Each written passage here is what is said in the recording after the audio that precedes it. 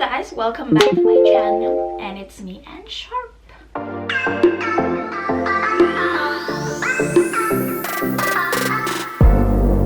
So for today's video, I'm gonna be doing an updated eyebrow tutorial. So if you guys wanna see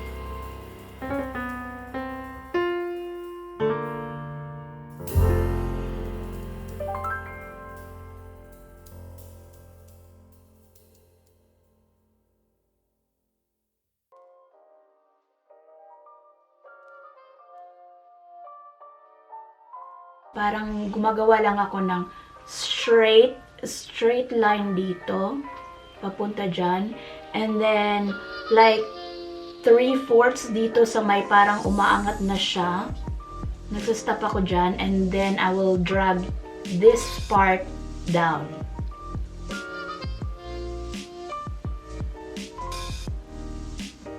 Nagawa ko para akong nagdo-draw ng parang fake hair strokes. And then, dito sa taas, mag-outline din ako.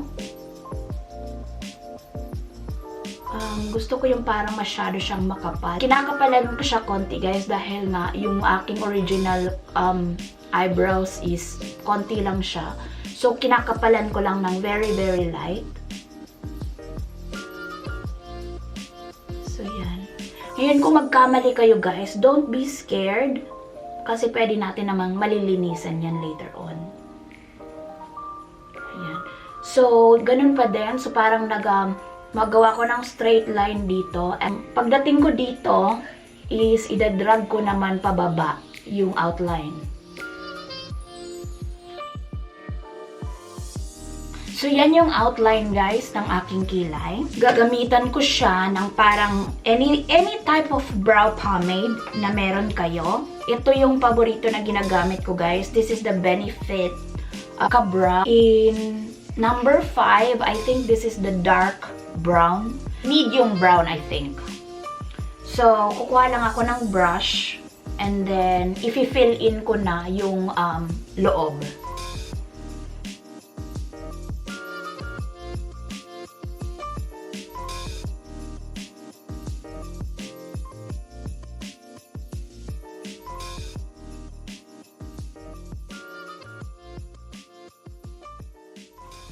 So, pag nag-fill in ako, hanggang dito lang, hindi ako nagsisimula sa front.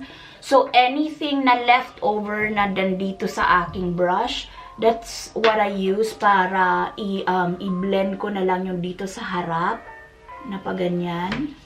I blend it upwards. And then, fill in whatever needs to be filled in.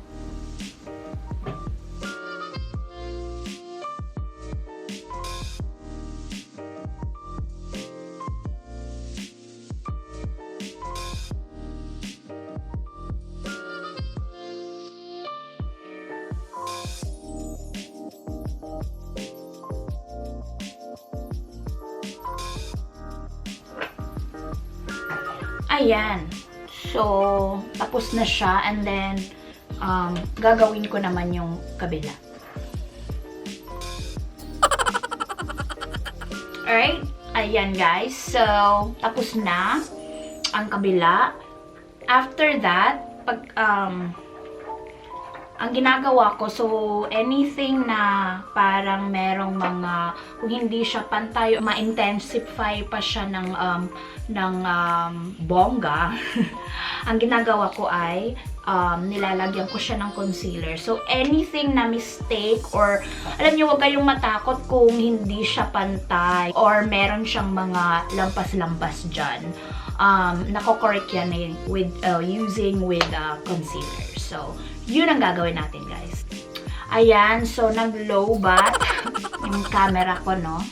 So, anyways, ngayon, para siyang plakadong-plakado siyang tingnan, what I usually do is, nilalagayan ko siya ng concealer. So, para, pag maganda rin kasi pag gumagamit ka ng concealer right after, kasi mako-correct mo yung kung anong mga lampas-lampas dyan at at ma-intensify mo din. So, nilalagyan ko lang siya dito sa baba.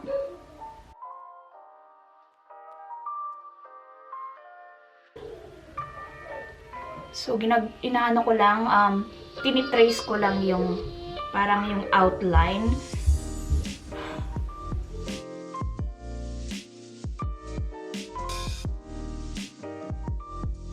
Oh, yan guys, di ba? So, kahit dati hindi ako gumagamit ng concealer, pero napansin ko na every time na gumagamit ako ng concealer, parang plakadong-plakado yung kilay ko, at marami akong mga compliments na kukuha sa mga friends ko na about sa aking kilay. So, kaya ito yung ginagawa ko.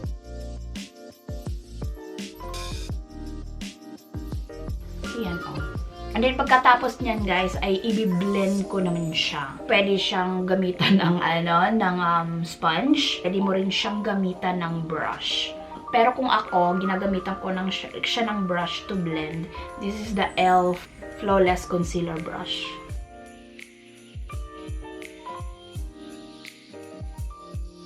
Ayan. And to finish it all up, gumagamit din ako ng eyebrow gel. Gagamitin ko naman itong Vice Volumizing Brow Gel.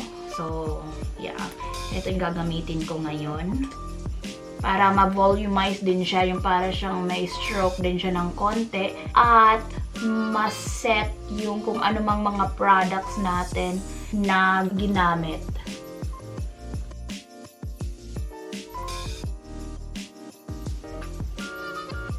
And that's it!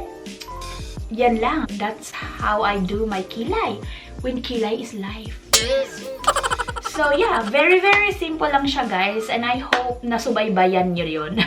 And I hope na nagustuhan nyo yon ang aking updated eyebrow routine. So yeah. And thank you guys for watching my tutorial. And I hope I would see you guys in my next video. Please give me a thumbs up and like button, and please also subscribe. And I will see you guys in my next video. Thank you. Bye.